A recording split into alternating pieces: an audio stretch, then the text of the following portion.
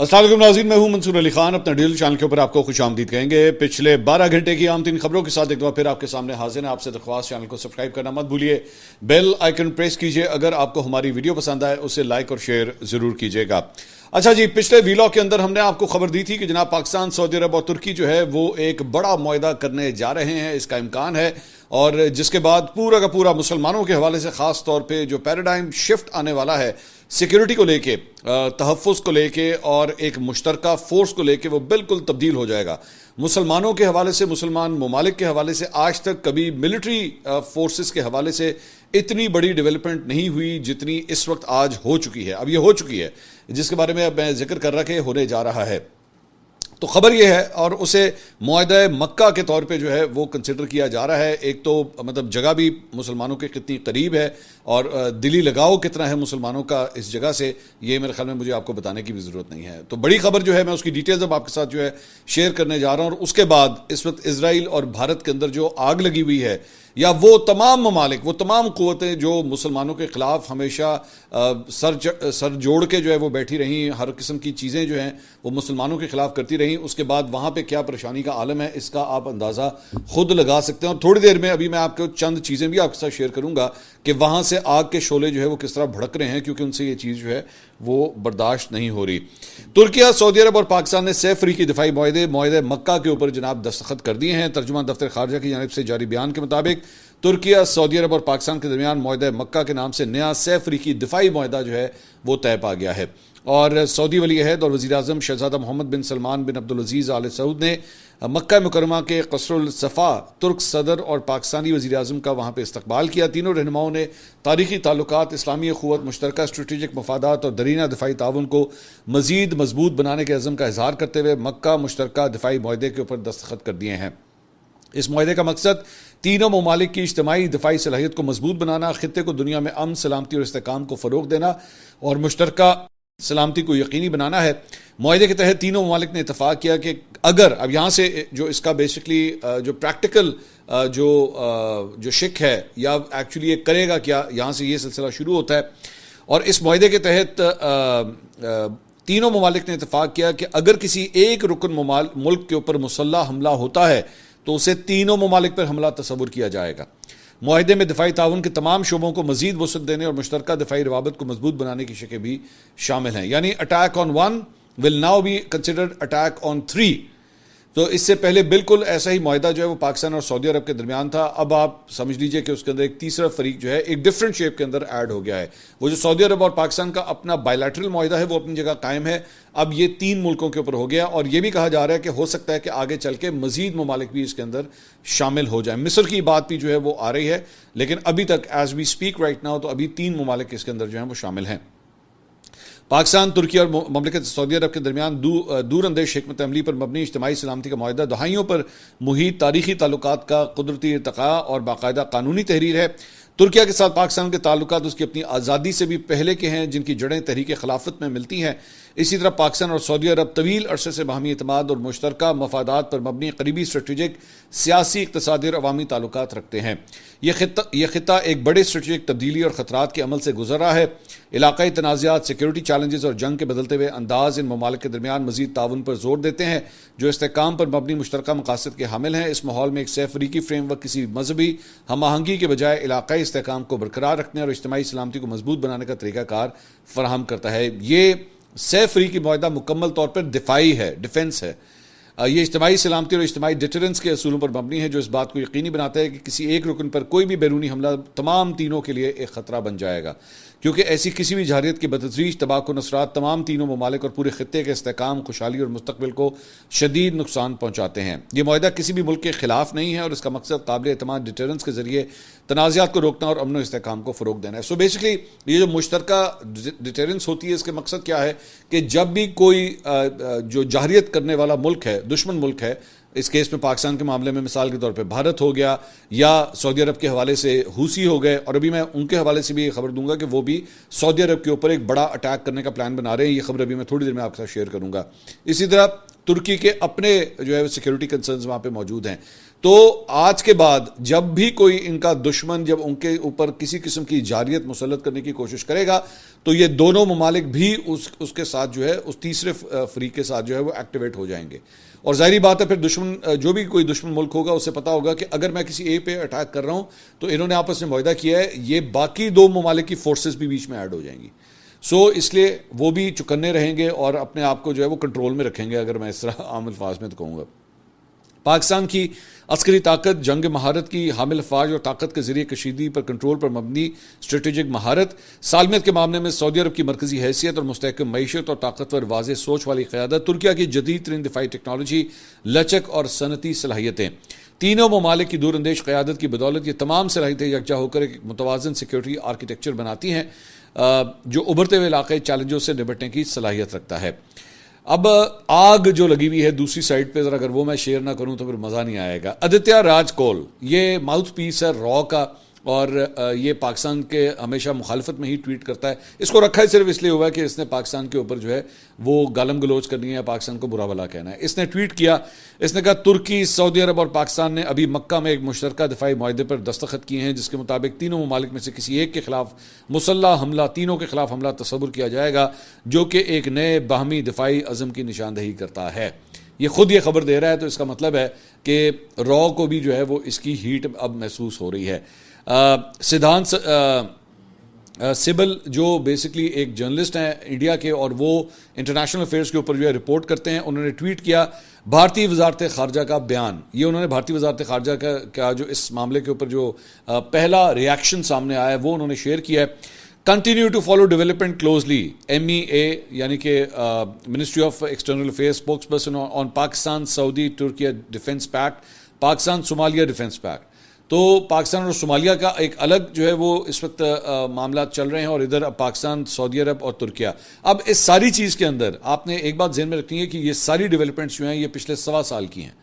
اس 1.25 سال میں پاکستان اور بھارت کی جنگ کے بعد خاص طور پہ جو ہے پاکستان کے اس طرح کے معاہدے جو ہے وہ ہونا شروع ہوئے ہیں, اور اس کے بعد اب بھارت کے اندر جو ہے وہ اس کی بے چینی پائی جاتی ہے کہ بھائی پاکستان کا اسٹیچر کہاں سے کہاں چلا گیا. یہاں پہ بھارت کے ساتھ کھڑے ہونے کو کوئی تیار نہیں ہے.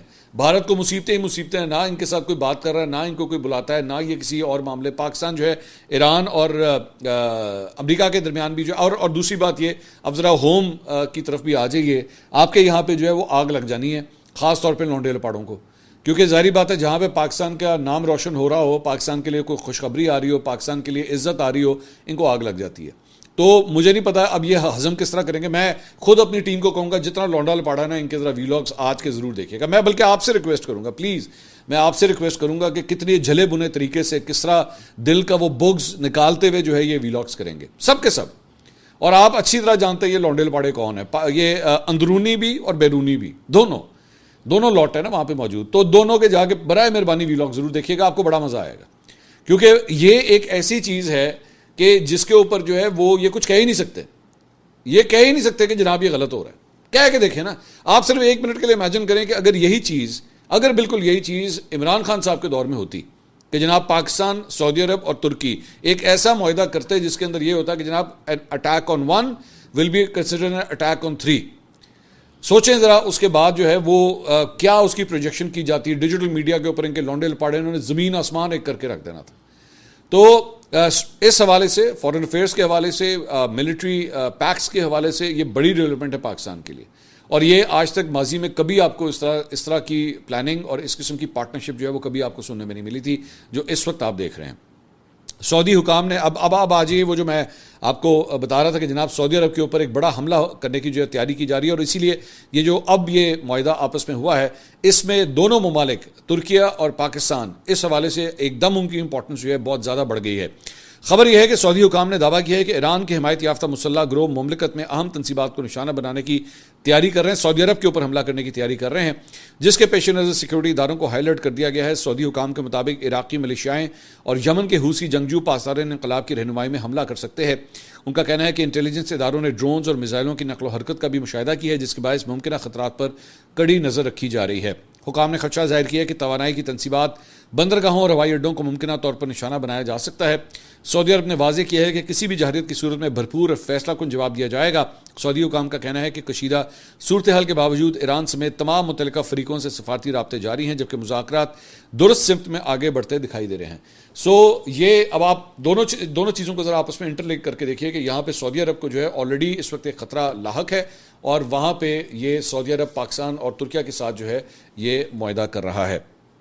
اس کے علاوہ یمن کے صوبے مارب میں حوثی باغیوں کے ڈرون حملے میں یمنی حکومت کی حمایت کرنے والی فورسز کے 3 اہلکار ہلاک جبکہ 4 زخمی ہو گئے ہیں۔ AFP کے مطابق یمنی فوج کے ایک ذریعے نے بتایا کہ ڈرون حملہ جنوبی مارب کے علاقے حریب میں کیا گیا ہے۔ فوجی ذریعے کے مطابق حملے کے نتیجے میں ابتدائی طور پر 3 اہلکاروں کی ہلاکت اور 4 کے زخمی ہونے کی اطلاع ہے۔ اس کے علاوہ جناب خیبر پختونخوا میں سیکیورٹی فورسز کی کارروائیوں میں بھارتی سرپرستی میں فتنۃ الخارج سے تعلق رکھنے والے 10 خوارج مارے گئے۔ ISPR کے مطابق سیکیورٹی فورسز نے 6 اگست کو خیبر پختونخوا میں 2 الگ الگ کارروائیاں کی، جبکہ پہلی کارروائی جنوبی وزیرستان کے ضلع اعظم ورسک کے علاقے میں کی گئی۔ ISPR نے بتایا کہ فتنۃ الخارج کے ایک گروہ نے سیکیورٹی فورسز کی چیک پوسٹوں پر حملہ کیا، جس کے جواب میں پاک فوج کے مؤثر کارروائی میں 8 خوارج جو ہے وہ مارے گئے ہیں۔ اس کے علاوہ آزاد کشمیر میں ہونے والے تیسرے مرحلے کے انتخابی شیڈیول میں تبدیلی کر دی گئی ہے۔ آزاد کشمیر الیکشن کمیشن نے ڈسٹرکٹ پونچھ اور سدنوتی میں انتخابات ملتوی کرنے کا اعلان کیا ہے۔ پرانے سکیجول کے مطابق پونچھ ڈویژن کے 4 اضلاع کی 11 نشستوں پر الیکشن ہونا تھے، لیکن الیکشن کمیشن آزاد کشمیر کے مطابق تیسرے مرحلے میں باغ اور ضلع حویلی میں انتخابات اب ہوں گے۔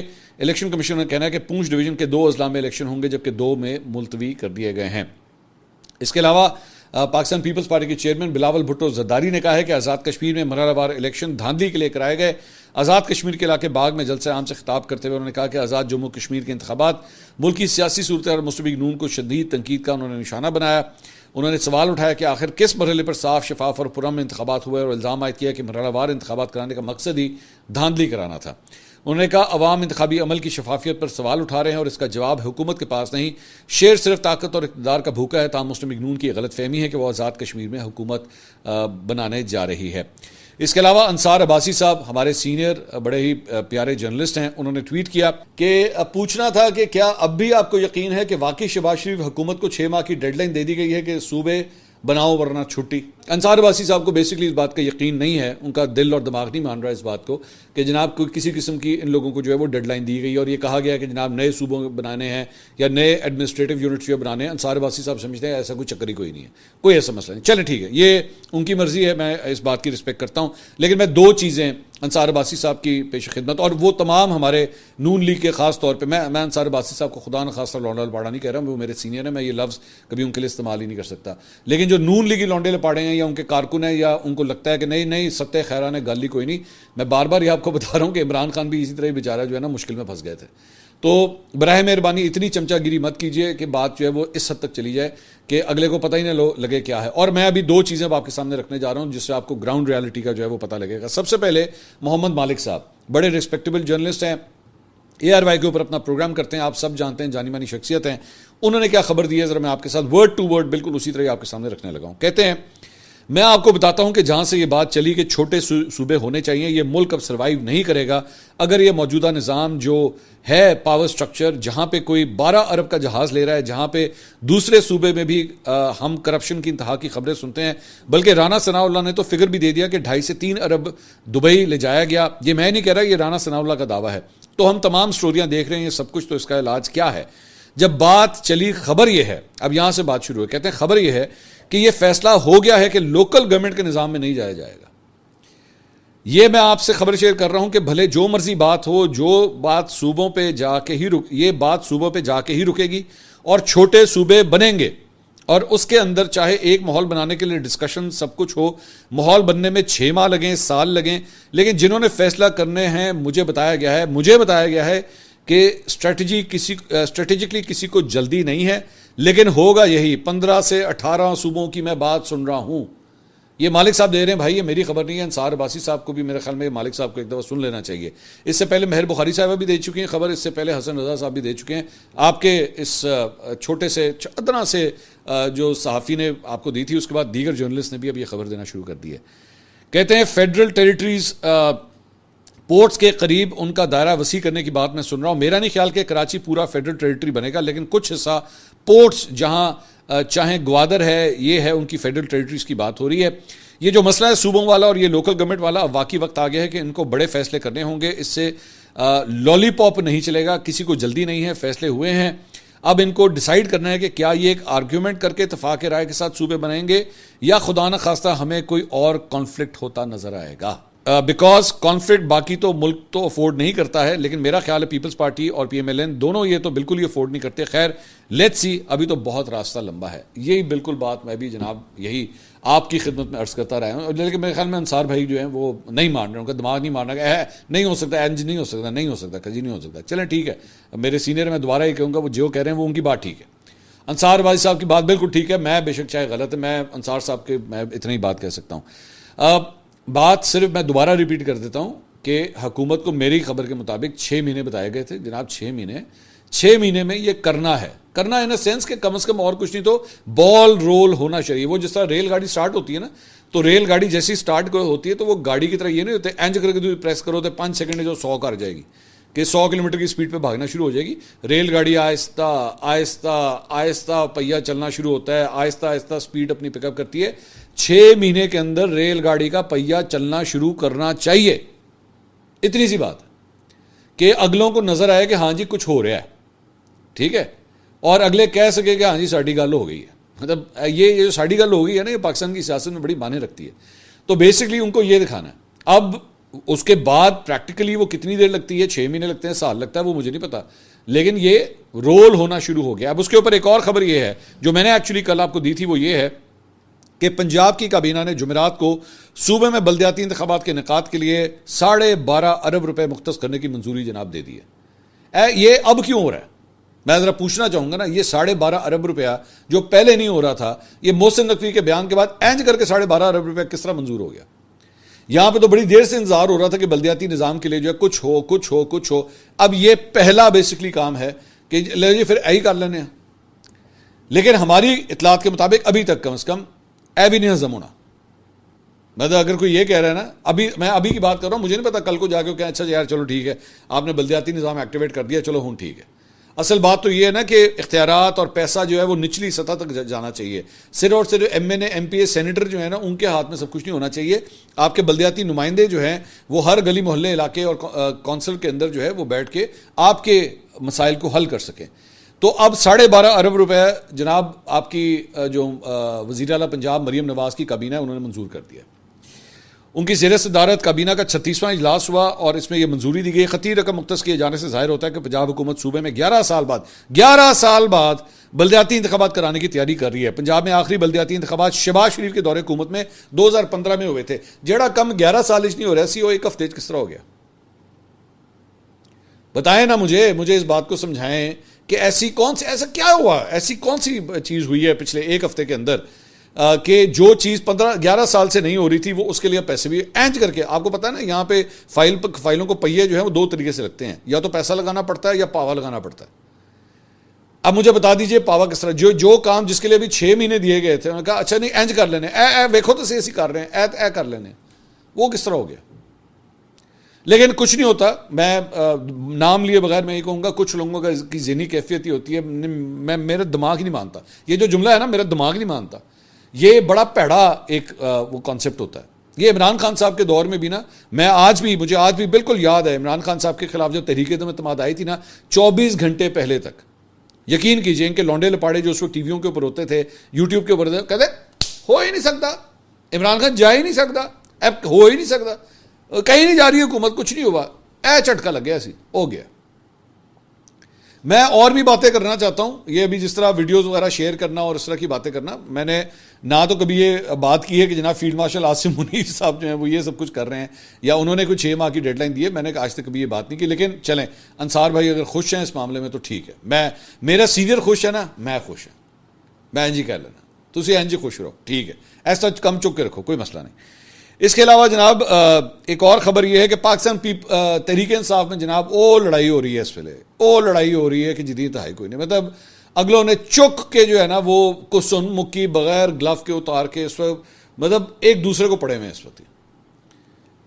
وہاں پہ شفیع جان صاحب نے جو ہے شہباز گل کے اوپر الزام لگایا. شہباز گل نے اس کے بعد وی لاگ کے اندر باتیں شروع کی.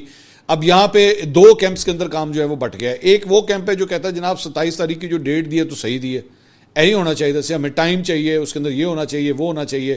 اس کے اندر یہ بھی کہا جا رہا ہے کہ جناب مولانا صاحب بھی جو ہے نا شاید ساتھ اٹیچ ہو رہے ہیں اس سارے معاملے میں, لیکن ابھی کنفرم نہیں ہے. اور دوسری سائڈ جو ہے وہ اس کے خلاف ہے کہ ایڈی لمبی ڈیٹ دیتی ہے, یہ کوئی طریقہ ہے؟